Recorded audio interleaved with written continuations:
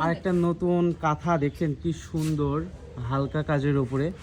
তো আমাদের চাচি আজকে জমা দিল কাঁথাটা, কি ফিনিশিং আছে এখানে। তো কি চাচি কোনটা করছে আর ভাবি কোনটা করছে? আমি এর মধ্যে কোটটা করেছি। মনে করা যায় মধ্যে করা হয় যে আমি করেছি।